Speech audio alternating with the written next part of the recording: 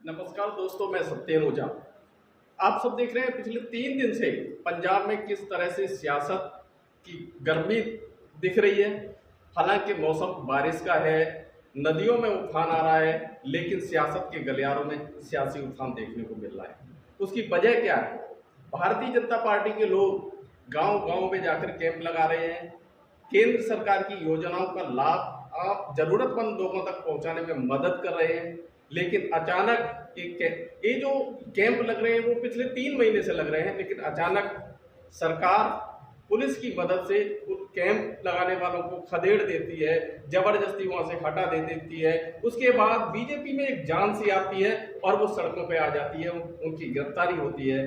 उस सारे घटनाक्रम का पिछले 2-3 दिन के घटनाक्रम को लेकर आज हम हमारे स्टूडियो में मौजूद हैं चुनावी विश्लेषक कहूँ या सियासी विश्लेषक राकेश कुमार, बहुत ही साधारण रहने वाले। लेकिन मैं लगातार पंजाब की पॉलिटिक्स को लगातार नज़र बनाए हुए हूँ, लगातार देख रहा हूँ। कुछ कदम जैसे आम आदमी पार्टी ने उठाए, जैसे नहरों की सफाई का मामला हो, किसानों को दिन में बिजली देने का मामला हो, बहुत सारी सरकारें आई, सभी सरकारें आई, लेकिन किसी ने भी दिन में किसानों को बिजली नहीं दी। पहली सरकार थी आम आदमी पार्टी की जिसने किसानों को दिन में बिजली दी। वो सारा माहौल इस तरह की क्रिएट हो रहा था कि ये सरकार दोबारा रिपीट हो। जब ये सिचुएशन बन रही थी तो ऐसे समय में क्या आम आदमी पार्टी के सरकार को ये करने की जरूरत क्यों महसूस हुई? देखिए ओझा जी, आप बड़े ही प्रबुद्ध पत्रकार हैं। आपको पता है कि पिछले कोई 3.5-4 साल से पंजाब में आम आदमी पार्टी की सरकार चल रही है। आपने ये भी सुना होगा कि पंजाब की सरकार निरंतर क्रंदन कर रही है, रो रही है, हमारे पास पैसा नहीं, हमारे पास पैसा नहीं, हमारे पास पैसा नहीं।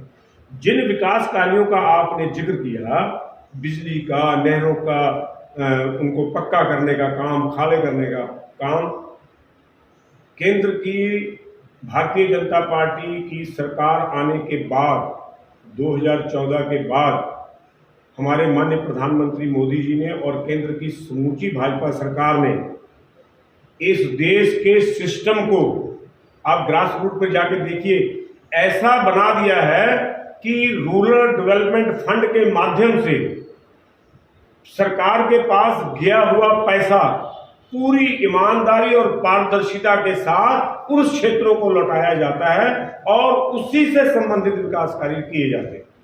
जहां तक आपने बिजली का काम किया, बिजली की बात की, मोदी जी के आने के बाद आप कभी हिसाब किताब लगाकर देखिएगा और इस बात की विवेचना कीजिएगा, इसकी जांच कीजिएगा कि सौर ऊर्जा के माध्यम से पंजाब के बिजली का जो तंत्र है उस पे कितना बोझ कम हुआ, कितना बोझ कम हुआ, और उससे जो फायदा हुआ वो पूरे का पूरा फायदा किसानों को मिल रहा है।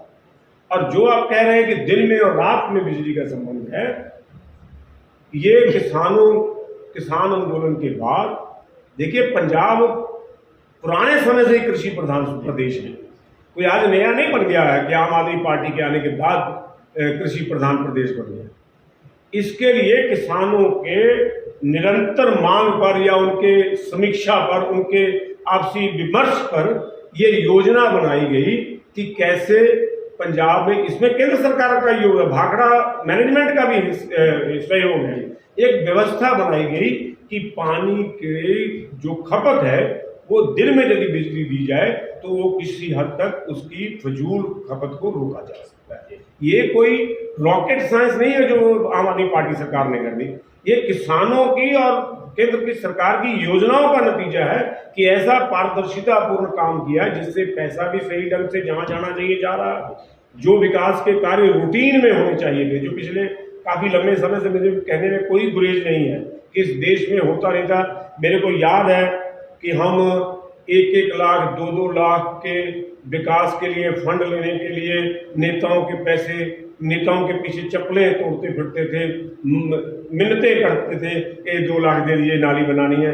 अब मैं देखता हूँ मेरे नॉलेज में ऐसे कई ग्राम हैं कि केंद्र सरकार का, वित्त आयोग का, उसका नरेगा का पैसा बिन मांगे पंचायतों के खाते में आ रहा है। ये एक बहुत बड़ा केंद्र सरकार का सुधारवादी कदम है और मैं आप जैसे प्रबुद्ध पत्रकार से उम्मीद करता हूं कि लोगों तक कृपा करके सच्चाई पहुंचाइए। ये आपका दायित्व बनता है, आप ही इस देश के नागरिक हैं। इसको तो मैंने भी बहुत करीब से समझा है। जो सरकार के सिस्टम में बैठे हुए कुछ अर्थशास्त्री हैं, उनके साथ मैं बैठा हुआ हूँ कि योजनाओं का, क्योंकि बार बार बात आ रही थी सेंट्रल गवर्नमेंट पैसे नहीं दे रही है, पैसे नहीं दे रही है, पंजाब में पैसे रोका है, तो मैंने उनसे सारी चीज़ें समझी है। उसमें यही है कि आपने जिस मद में जो पैसा खर्च कर लिया, सर्टिफिकेट अगर पहुंच गए तो ऑटोमेटिक वो पैसा आया।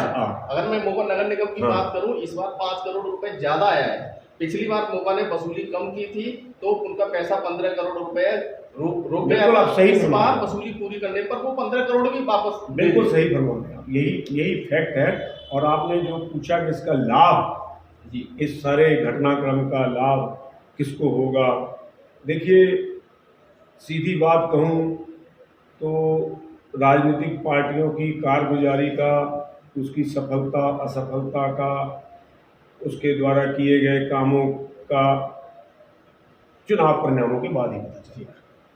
भीड़ इकट्ठी करना भी एक पैमाना हो सकता है, पर चुनाव अभी दूर है।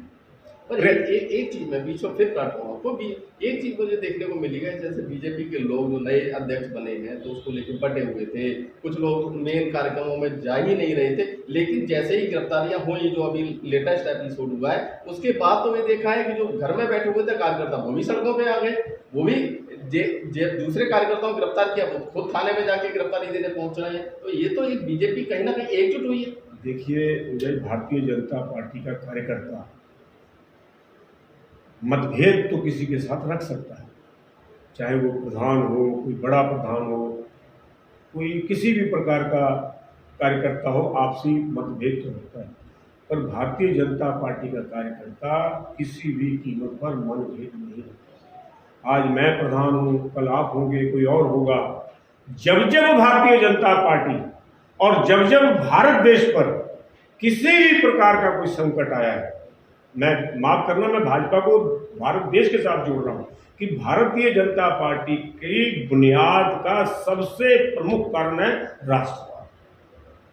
इसलिए मैं उनको दोनों को मिलान कर रहा हूं। जब जब भी पार्टी पर या पार्टी के किसी कार्यकर्ता पर किसी भी प्रकार का संकट आया है, चाहे वो सरकार प्रायोजित हो या किसी राजनीतिक पार्टी की तरफ से हो, तो भारतीय जनता पार्टी का कार्यकर्ता पूरे जोश, ईमानदारी और पूरी एकजुटता के साथ उस आंदोलन में कूद पड़ता है, उस समस्या के हल के लिए कूद पड़ता है।